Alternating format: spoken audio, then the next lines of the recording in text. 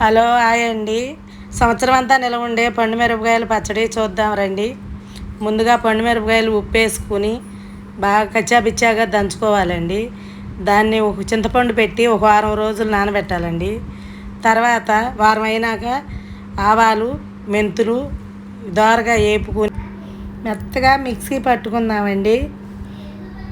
ఈ తుక్కుని గ్రైండర్లో వేసుకొని రుబ్బుకోవాలండి. తొక్కింది పండుమిరపకాయ తుక్కు చింతపండు బాగా మెత్తగా నలగాలండి. అది నలిగినాక ఎల్లుల్లిపాయలు కూడా మిక్సీ పట్టుకోవాలండి. ఆ ఎల్లుల్లిపాయల పేస్ట్ కూడా వేసుకోవాలి. వేసుకుని బాగా మెత్తగా రుబ్బుకోవాలి. మెత్తగా నలిగిపోయిందండి. బేషన్లోకి తీసుకుందాం. మళ్ళీ మొత్తం బాగా కలుపుకుందాము. ఉప్పు అంతా వేసిన పిండి కలిసేలా తీసుకుని డబ్బాలో పెట్టుకుని ఫ్రిడ్జ్లో పెట్టుకుంటే సంవత్సరం పాటు అదే ఎరుపు రంగులో ఉంటుందండి. ఇలా మీరు కూడా ఒకసారి ట్రై చేయండి. నచ్చితే లైక్ అండ్ సబ్స్క్రైబ్ ప్లీజ్.